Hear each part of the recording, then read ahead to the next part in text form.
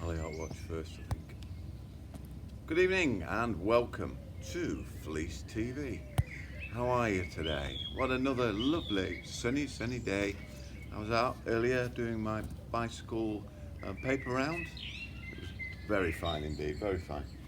Now, we've got a lovely lady by the name of Diane Bennett joining us shortly for an interview. But before that, it's Hollyhock Watch.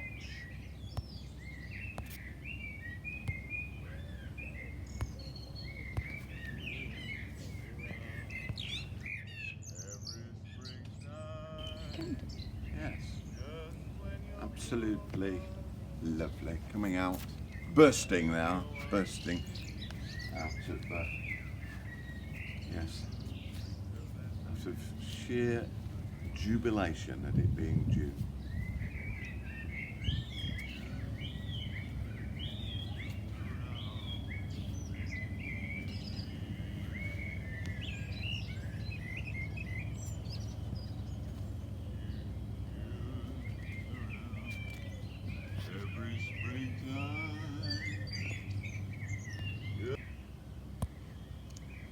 Yes.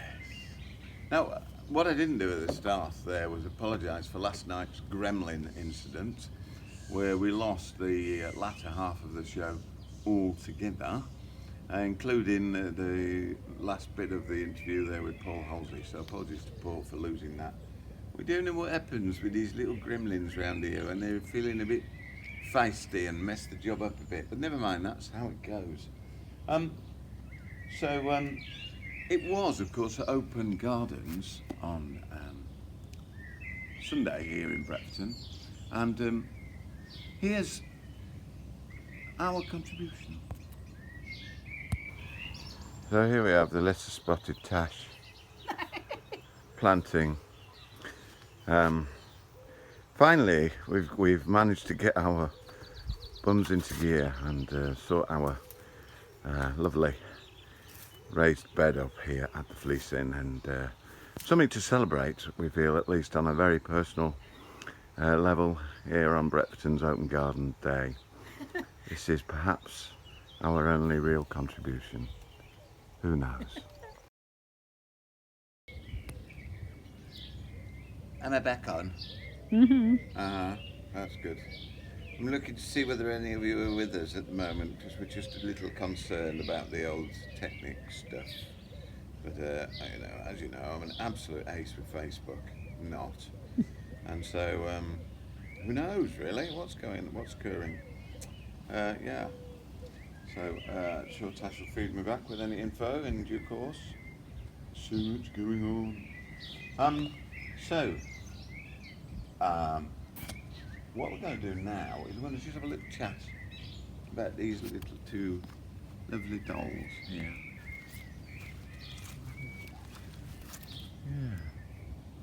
Yeah. Yes. These are holiday dolls, aren't they? Things you won't be able to buy anytime soon unless you're on an air bridge, whatever that is, or a holiday bridge. But these belong to, in my understanding, a certain Katie Dowdeswell. Now, Katie Dowdeswell worked here in Lola's time for many a year, and she brought these back from a holiday. So when her relatives were clearing things out, not following her death, but following, I think they were just doing house moving, they found these lovely dolls, and they knew the story and the fact that Katie had worked here. So they're back home, and they hang behind the bar in the time-honoured pub way of stuff behind the bar that you can't sell, but looks like a bit of fun anyway. So there they are. They don't have names. Perhaps you'd like to name them. But they're there behind the bar, waiting for you to return. Of course, recently we had another Katie Dowdeswell, who is a direct relative of the Countess Katie Dowdeswell I just mentioned, working for us. So, and along with her two lovely sisters. So things come around. It's great. I love it. So we're going to move on now to an interview I did a little bit earlier, which was precipitated by us raising that large amount of money at the Zoom asparagus auction the other Sunday. So this is myself and talking to Diane Bennett.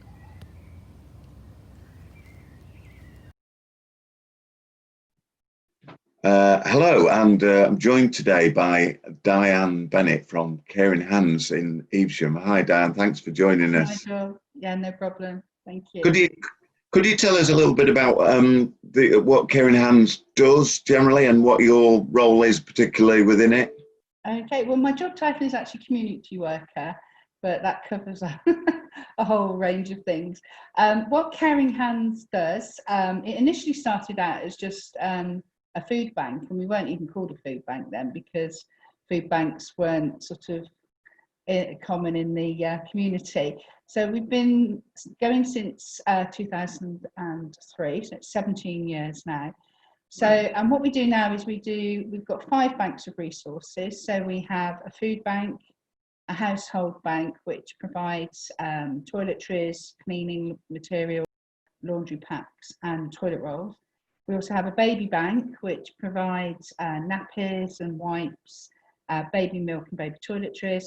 And then there's a clothing bank and homelessness bank, which it supports the sort of our homeless, rough sleepers, sofa surfers in the town. So that's the 5 banks. We also do drop-in meals twice a week, and we have a community pantry, which is where people can come and help themselves to surplus fresh produce. Access to the 5 banks is via a referral, but the drop-in meals and community pantry are self-referral, so people can just drop in for that. And then we do all sorts of other things like volunteering opportunities. We do a lot of work with schools, with work placements, work experience placements, and we also do some sort of training and educational things like a shopping and eating on a budget course, and I do sort of homelessness awareness sessions. So, and all sorts of different things like drug and alcohol awareness, and trying to think what it's called, modern day slavery awareness. So I do all these sorts of little bits of sessions to raise awareness in the community with community groups, but also different sort of activities for service users to help them change the circumstances.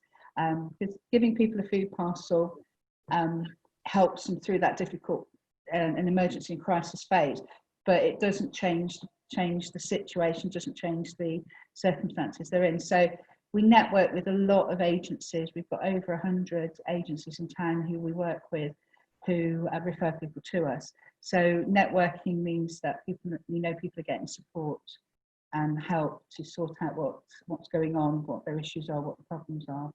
So, and within that role, I'm sort of oversee everything, and very hands-on person, but I do all the sort of paperwork administration as well, and support the volunteers as much as possible. Yeah. We have a fabulous team of volunteers. We've got about a core team of about 40 volunteers, and over the year with different projects, with like Christmas lunch that we do, Christmas Day lunch we do, and Christmas hampers and all sorts of things like that. We have about 90 or 100 volunteers throughout the course of a year, including pupils from different schools, from college, from university, and all sorts of different places. So incredibly blessed with the volunteers we have, and we wouldn't be able to do it without them, so I'm just one person. I can't do everything on my own. So that is amazing.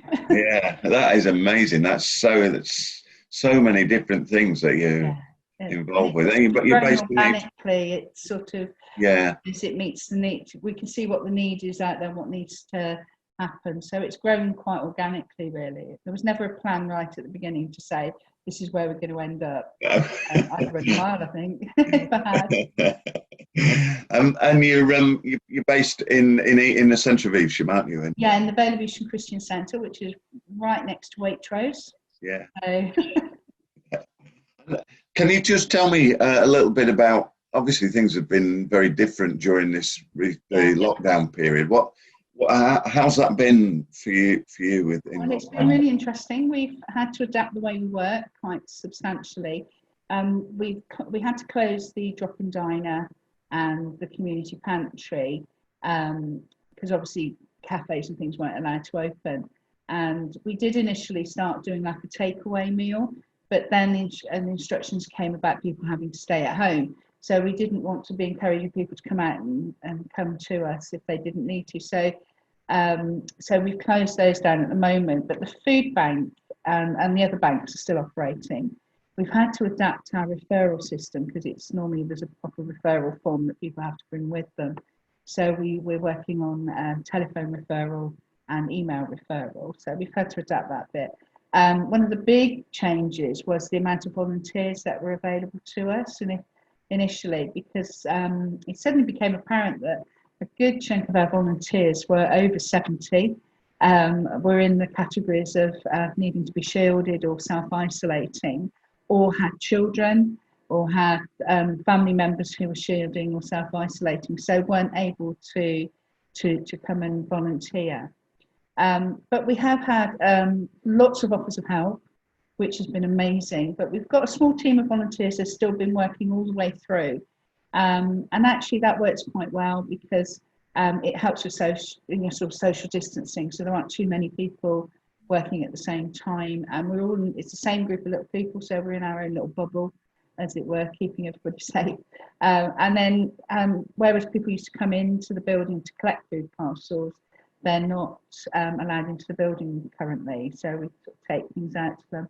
We've also been called upon to do a lot more collections of donations and a lot more deliveries of food parcels, but we've been able to accommodate that. We've been able to do that. And what we saw initially, right at the beginning, just before lockdown, our donations, both financial and in goods, just sort of dropped through the floor really in that first couple of weeks. And we were having serious conversations about how are we going to manage this? How are we going to carry on? We're not going to be able to keep going. And we were talking about how we could place restrictions on the amount of referrals and that sort of stuff. But after the first couple of weeks, I think everybody was just in a bit of shock for those first couple of weeks. And then suddenly donations started flooding in, and both in gifts of sort of produce and also in financial gifts. So we've been able to keep going. And also we've had a lot more fresh stuff coming in. So normally our food parcels would just be non-perishable items, like tins, packets, jars, such like. But every food parcel now has usually got veg in it, has usually got fruit, salad, stuff, bread, milk, eggs. So everything that is coming in at the moment, we're including in food parcels. So the food parcels are probably more substantial now than they are normally. And each food parcel should last at least a week. So, and what we saw in the first couple of months, sort of March and April, was referrals shot up by 80% compared to the same period last year. We don't use the Q word around here, but it's a lot calmer. During May was a lot calmer. And having said that, it was still 50% up on the same time last year. But for us, it just seemed a lot calmer.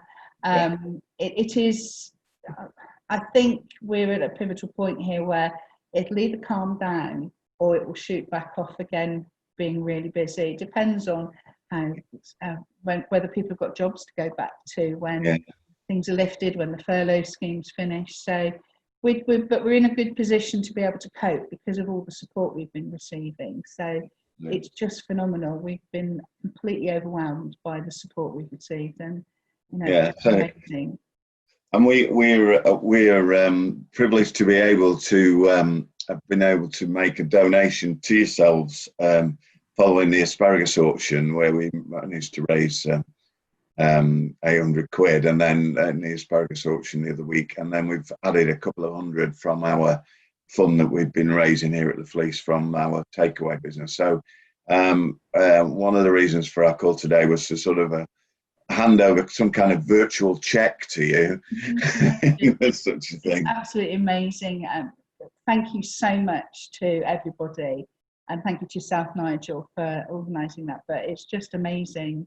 I just completely humbled by the amount of support we're receiving, and just thank you to everybody in Bretfordton. Bretfordton's always been a huge support to us in the village, so it's amazing, and just thank you so much to everybody. No, well, And thank you for thank you for joining us, and keep up all that brilliant work. And I'm sure if anybody needs help or would like to volunteer, they can come down and do that. And I'm sure you still any help. Just get in touch with me, and I mean, obviously the normal process for a volunteer is that I would send them an information pack and application form. Then I'd invite them in to have a chat with them, show them around. But at the moment, I can't really do that. No. So it's sort of put a stop on really recruiting new volunteers at the moment. But as things progress, obviously I've been keeping in touch with my volunteers as well to make sure everybody's okay and keeping them up to date with where we are and what we're doing. But I don't know at what point people are going to be able to start volunteering again, and when we'll be able to reopen the diner. So it's all very up in the air at the moment. So yeah, the only constant is change, I think, isn't it? Yeah, absolutely. Okay. I'm sure of is that I don't know. Well, thanks again, Diane. Thanks for joining us, and I hope to catch up again with you soon. Thank you. Bless you. That was Diane Bennett there of Caring Hands in Evesham. So I'd just like to say once again thank you to the Silver Band for allowing us to use their auction night here at the Fleece to raise the money there for Caring Hands, and thank everyone who bid on the night to get us up to that figure for what I think you'll agree is a very worthwhile cause. So anyway, just to let you know a few of the people who are with us tonight. Spike says beautiful day. Do we deliver over Offers Dyke and lovely hollyhocks? Well, thank you, Clive. Jean's watching, and Spike is saying that the gremlins live in the shepherd's hut, which is quite possible actually. No one else is in there at a minute, so hi Sarah, hi Rich, yeah, top fan, hi Helen, hi Tracy. That's pretty much all the little notes. That's great, loads of you with us tonight. Thank you very much for being with us. And you're waving at me. What are you saying? I'm looking at my phone. Yeah, I know. Sorry, guys. Got to be. You know how you get distracted by your phone. I just got distracted by my phone. So that's nearly it for this evening. But of course, Fleece TV wouldn't be itself without Julian's joke. Hi. Last time I went to the Fleece, a man in a wheelchair stole my camouflage jacket. He can hide, but he can't run.